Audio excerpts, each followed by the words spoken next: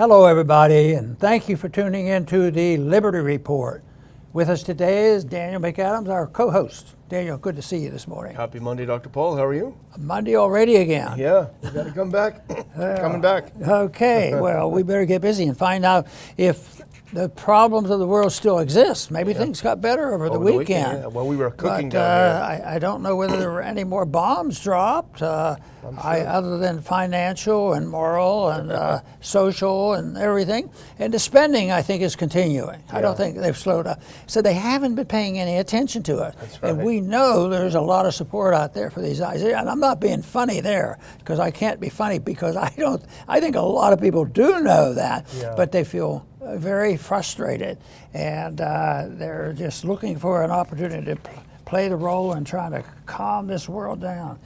But anyway, I want to talk about the return of COVID. Not exactly the return of COVID, but the return of the COVID mentality to scare the people. And this is in a way more vicious to earlier. I happen to think that they can't possibly pull this off again. The people are starting to wake up. So if they pull this one off, boy, then I have to start blaming the people. Where are you? So this is what Biden suggested this week, and not a whole lot of criticism from it, especially from the conspiratorial left-wing media. They're conspiring to promote this stuff. So the story is Biden, quote, likely to recommend everyone get new COVID-19 vaccine. I thought it recently we announced it was gone. They had trouble announcing it when it came, and how to define it and the proper treatment. They had to undo hundreds of years of medical knowledge in order to treat it poorly and prolong the agony. And somebody said, why would they do this? Why would they do this? And it is a difficult question, because there are some, like myself, suspect that they had some evil motivation to do this, and there was money involved. So who knows exactly, because they're not going to confess, on what they're doing. But he wants to give it to everybody, even if they've had it and had the shots and all. And but it's a new vaccine, because there was a new variant. And I was just mentioning to you, Daniel, that the variants could go on for a long time and scare the people. But the one thing is, they have to build it up. So we'll be chiming in now. There'll be a season. The flu season will start. People will get cold. I'm getting the symptoms. And in reality, that is not a stretch when it's incessant in there. And then they do broadcast people getting very, very sick when they had the COVID. That it's very easy. If you're elderly, you're going to get it for sure. And then you'll have to go and be put on a ventilator. Well, we don't know if that works or not. And so the atmosphere for the diagnosing of the problem and the proper treatment, it's a long way from the confidence that maybe some of mine was naive when I was in medical school. I really had a lot of respect for the professors, and the private practitioners. It was at that time I realized that a lot of private practitioners, that are not the official ones, were able to produce advancement in medicine, and history shows that is the case.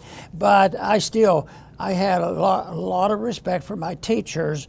That seems to has dissipated, and now is a big deal for people to try to sort out who's lying, who isn't. And I think that's a proper concern for almost everything we do, whether it's in economics, social matters, moral matters, or whatever. But certainly in medicine now, there's a big thing on this. And right now, Biden is making it much, much worse, because there's still more than half of the population, they claim, support this nonsense. Yeah.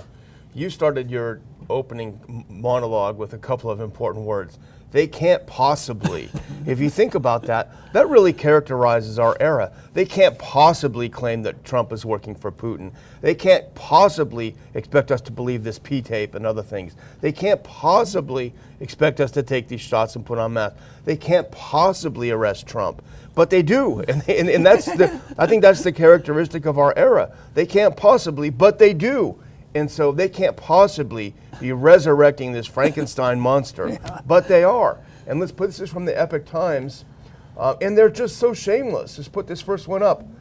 Biden is likely to recommend everyone get the new COVID vaccine. And he's asking Congress for more money because they need to get a new vaccine. And you might ask, well, doesn't that kind of an admission that the old one doesn't work? The one that everyone was supposed to have gotten and thankfully aren't getting. We'll put this on. This is the president himself explaining it to us in his own words. I signed off this morning on a proposal we have to the Congress, a request for additional funding for a new vaccine. That is necessary. That works. Yeah, okay, all right. He said while taking questions, and I would add this, while on vacation in Tahoe again. And he says, and tentatively not decided. Finally, yet tentatively is recommended. It is likely to be recommended that everybody get it, no matter whether they got it before. So he is asking Congress, I don't know how much it cost last time. I think it cost a lot of money to do the first one. Trump was involved in that.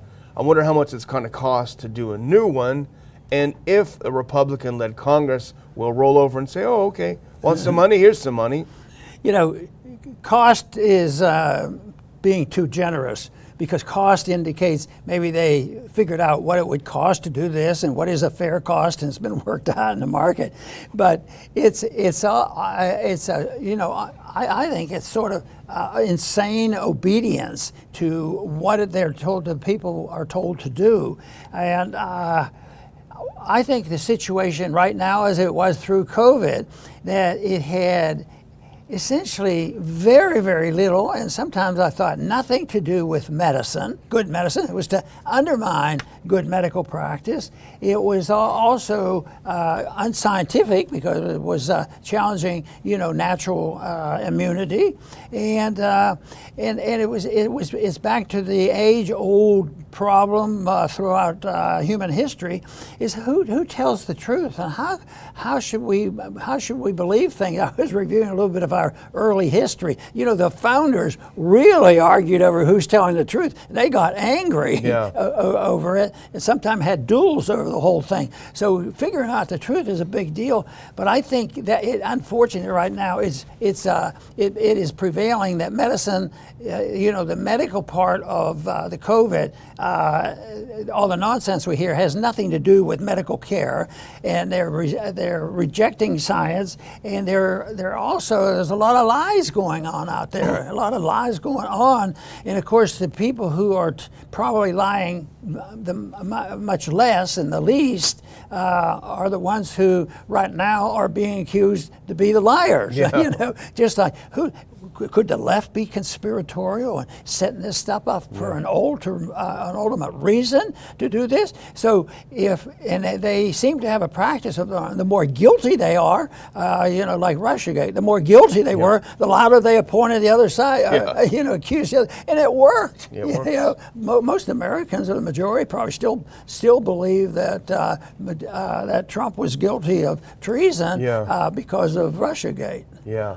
Well, again, they can't possibly expect us to believe this, because this is also from the article, Dr. Paul. Put this next one on. Here's a quote. They can't possibly, but they do. While our vaccines are still very effective at preventing serious illness and death, they're less capable of reducing infections and transmissions over time, a Department of Health and Human Services spokesman said, announcing the project.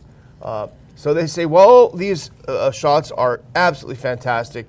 The fact is they don't really work over time. Like how much time, we don't know. Keep going back and get an eighth one. And in fact, here's our friend Jordan Schachtel, the dossier. He spoke at one of our conferences. He's been following this so closely. Put this next one. We actually reprinted this on the RPI website because he says, time for your 8th dose. Pfizer says latest booster won't be tested on humans, but it works great on mice. So line up and get your next dose. The president says you should. And if you oppose a president, you must be non-patriotic. You know, there's been so many complications now listed and documented of a problem from the lockdown. And the one that sometimes is glossed over, which is a pretty big one, is kids now in 3rd and 4th grade, they can't read. Yeah. Where are they going to get the knowledge? Who's going to give them the special treatment? They need some help. Some of them don't have parents at home that were likely to do it. And what if you send it back to public school? The people who created the monster, the unions will still be in charge of it. Oh, what do you mean? How can we get them to catch up? You know, we need more money to do this. If you pay us twice as much, we'll stay overtime and make sure the kids can read. I mean, it is so bad on the consequence, and there's no way that they have measured all the damage done. And they're starting. How can they believe they can do this over again? People have to wake up, and we shouldn't say nobody is, because we compliment those who have already. It's just that it seems like an overwhelming task. We're really pleased and want to compliment the people who are doing their very best for the parents to wake up and try to straighten out the curriculum and other things. But that is a big job, because the accomplishment from their viewpoint, the people who organized lockdown and all this nonsense about COVID, they in a way had a big victory. But it finally ended. The people woke up, and even the president had to announce, "Oh, it's over." But here he is. How can they do this? And think they're going to get away with it? So. Well, it's like you wrote about it this morning, and the last time they did it, they were able to do mail-in ballots for everyone. If you wanted it or not, here's 3, 4, or 5 ballots, send them on. Oh, they're pre-marked for Biden? Oh, it's okay, they're postage paid anyway. You know, all this stuff going on. They want to do it again. They're looking around. Their last chance seems to be putting Trump in jail, and who knows if that'll work. They'll probably try. So, I mean, it's the whole, they can't possibly be doing this, to which I would say you can't possibly believe that Congress will do nothing, that the Republicans will do nothing. Well, unfortunately, I think you can believe that.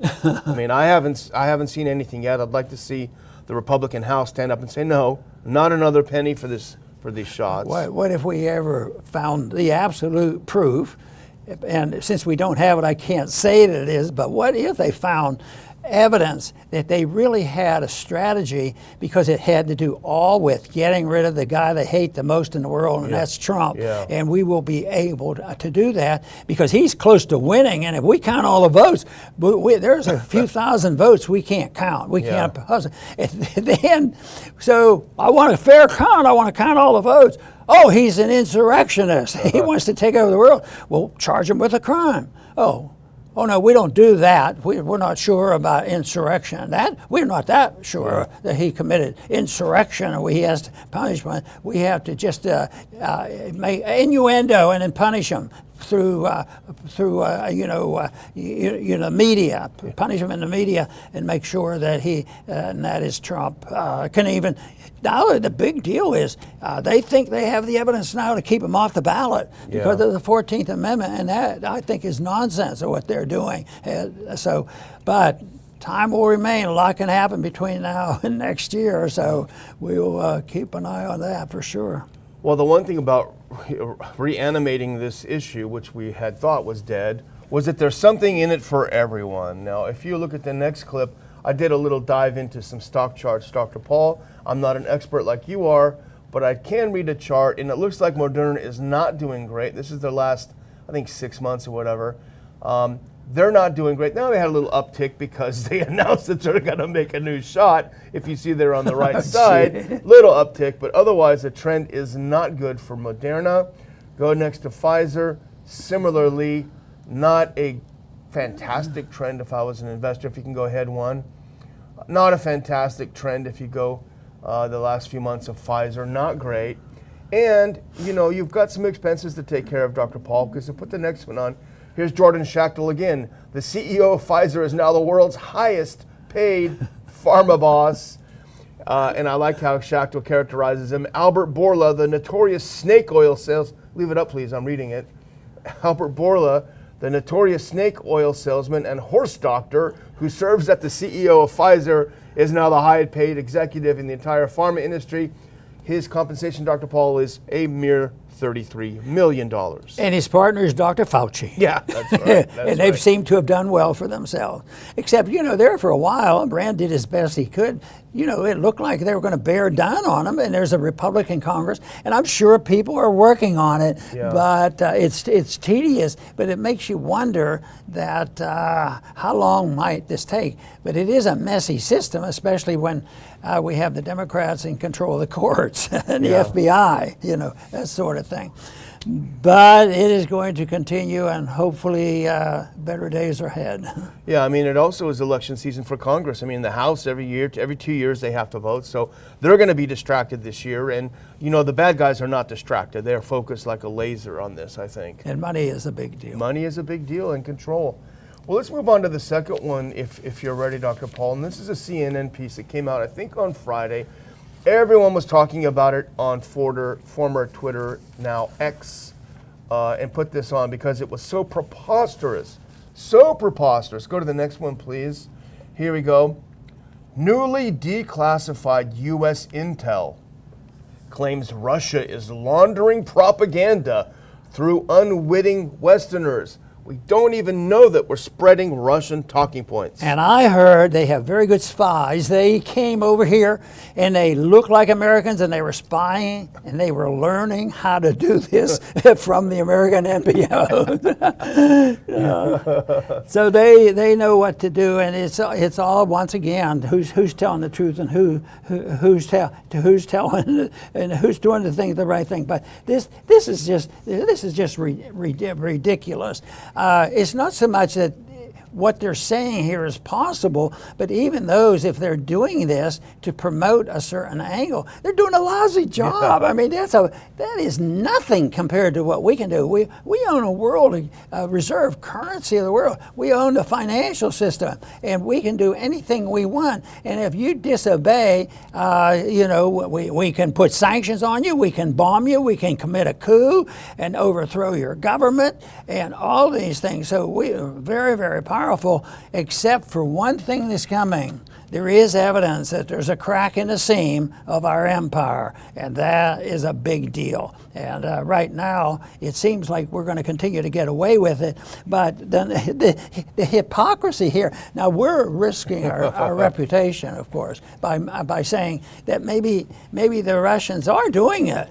But maybe they're not doing as much harm as we do. But I guess that's up for grabs. I guess some people have to read about it. But the Soviets are not the Soviets, the Russians. But they're not a powerhouse. Look how quickly, financially and economically, China has passed Russia, and now we have to sort of split our resources, which will drive our bankruptcy down much quicker. Yeah.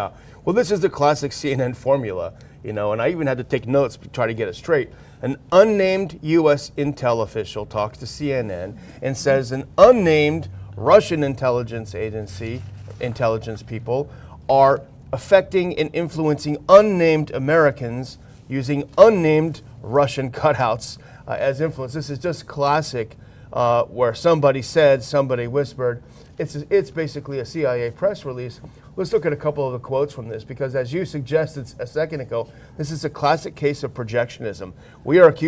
Our spooks are accusing them of doing exactly what we've been doing, not we, but the CIA. U.S. intelligence agencies believe that the Russian Federal Security Service, FSB, is attempting to influence public policy and public opinion in the West by directing Russian civilians to build relationships with influential U.S. and Western individuals, then disseminate narratives that support Kremlin objectives, obscuring the FSB's role.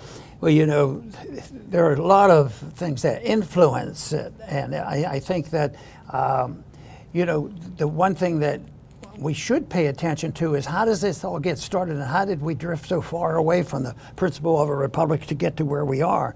Well, it has something to do with the control of the university and the whole educational system in this country by our government. There's a way that they can propagandize and instill many of these beliefs. And it's also this notion that corporatism is soft communism and soft fascism, and it's not so bad. And then you end up with these FBI working with social media and conspiring against the people, and that's supposed to be good and healthy.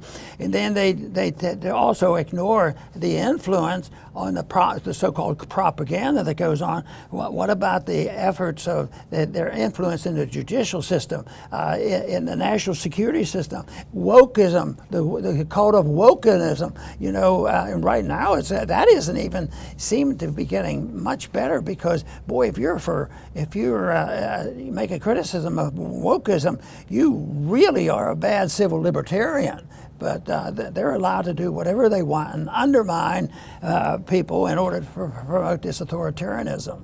And that's exactly what it is, because you ask, well, what is the point of this? It's an unsourced article. It's unnamed officials. There's nothing specific that they're claiming. Well, the purpose is, as you say, authoritarianism. The purpose is to say anyone who is not spouting the neocon narrative on Russia right now is secretly a Russian agent. So if you hear anyone that doesn't sound like a Jake Sullivan clone, then you're a very bad person and you're probably a Russian agent. Let's put the next one up because this sentence says it all. The official, of course unnamed, stressed that Western voices, which ones we don't know, that eventually became mouthpieces for Russian propaganda, what? Were almost certainly unaware of the role they were playing. So they don't even know it, but they're spouting it. So if you hear them, and let's go to the next one because, well, how do they know this? Well, what is actually going on?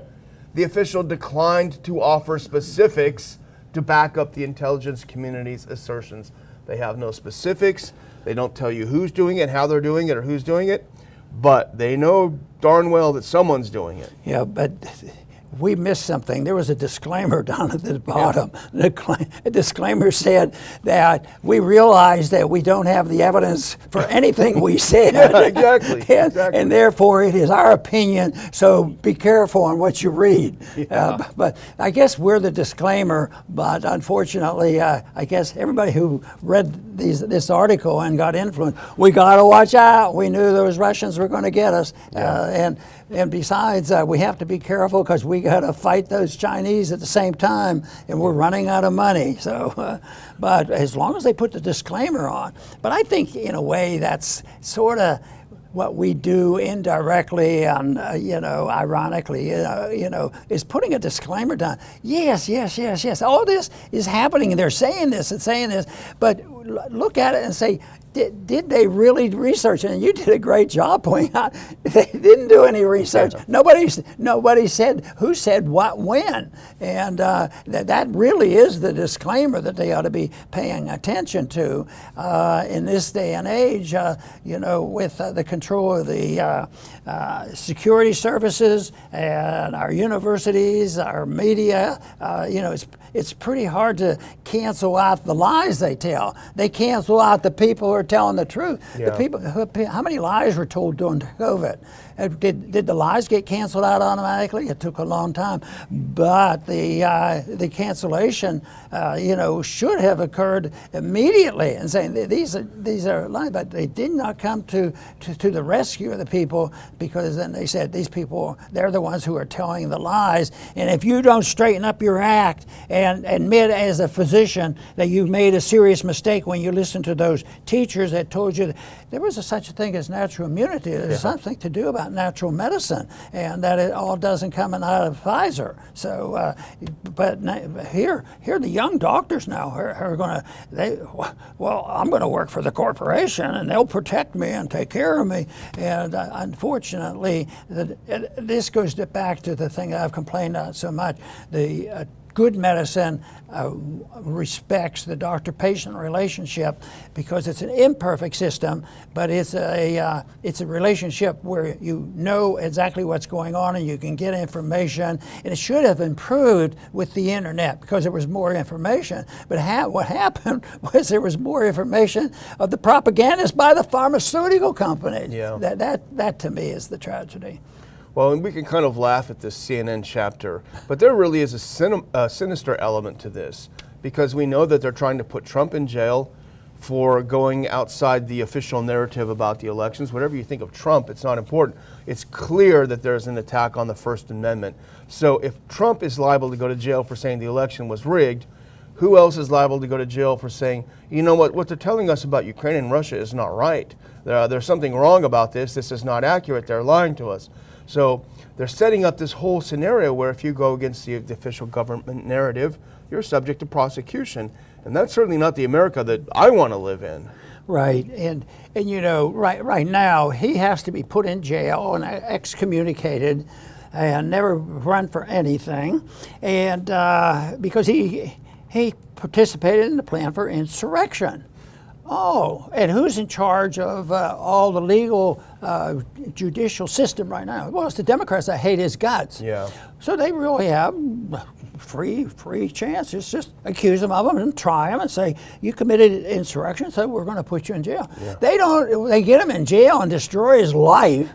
And they never once mentioned that he committed insurrection. Yeah. You know, they wouldn't dare say that because I think that was stepping over the line. The lie would have been so blatant, they would have been laughed out of court, but maybe not. Unfortunately, the system right now is tolerating this nonsense. So I think it goes back down to the changes. Yes, there's a little bit of improvement, you know, with the Republicans in the House, but ultimately the people have to speak out. Just like the parents did speak out about COVID, and they served a very important function, and the people will have to speak out. And as many shortcomings as there are with our elections and the obsession with pure democracy, we do have a chance.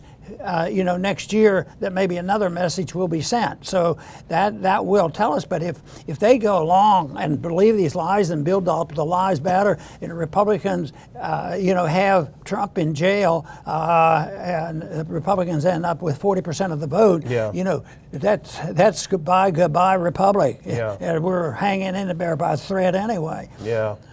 Well, I'm going to close it out if you think we've got ourselves worked up enough over this. I think, But let's go to the very last one, actually, because this is Monday. I am leaving tomorrow. It'll be my last show before I hit the road. So I want to remind all of you, we're thinking about Trump. Here's his mugshot, famous shot, iconic shot now. The Trump Indictments and the First Amendment. That's the title of a presentation by Jonathan Turley, professor at George Washington University. That's going to be his title of his speech at the Ron Paul Institute Conference this coming Saturday, September 2nd, Washington, D.C. You're going to want to listen to what Professor Turley has to say. He's not pro-Trump, as neither are we, but he's going to present the facts and the danger to the First Amendment. I will include a link in the description. We've got some tickets left, so hurry up and snap those up, and we'll see you on Saturday. Dr. Paul? Very good. You know, people a lot of times bring up the question, which is your favorite amendment? And that sometimes is just academic and it's interesting, and some people will come up with different ones that might be states' rights, and other times it might be the Second Amendment. How can you have anything if you don't have a Second Amendment to defend oneself? And I think it's the principle of liberty is the amendment I want, and people understand what liberty really means, and that it's a very personal thing and it's not a collective thing. But if I get quizzed specifically to pick something that I think when I gave my last speech on the House floor, I mentioned the First Amendment, that the First Amendment is key to it, because if you're going to be drowned out by anything that you say, and they'll ridicule you and close you and silence you and cancel you, and the First Amendment becomes vital because, yes, there's a lot of shortcomings, but Daniel and I still are expressing ourselves when we keep our fingers crossed because we don't know what it'll lead to. We're hoping we can help reverse this trend. But the First Amendment is very, very important to be able to express ourselves. You say, yeah, but there's too many controls on the internet and this sort of thing is so difficult. Just think of the people that lived at the founding of this country. They had pamphlets that they run off a printing press by hand. And that was how they spread messages. And it was a very successful way of spreading ideas, because it's the ideas that are so important. And it's key to getting those ideas off. Even when it's difficult, even under the worst systems like the Soviet system, there was still an expression, of what was really true, just as now. There's a large number of people who know exactly what's going on. And I think this is so important that we are making sure that it's legal to express ourselves. And then when you have the takeover of the judicial system that cancels your ability to express oneself, then we're in big trouble. We are in big trouble, but it's still to the point where we have our program. A lot of other people have other programs. The internet can be morphed into something more satisfactory, and there are some changes that are beneficial. So as far as I'm concerned, I think the effort there, there's always a way and there's always obstacles. It's whether or not the spirit of liberty is alive and well, and that's what we have to continue to work on. I want to thank everybody for tuning in today to the Liberty Report. Please come back soon.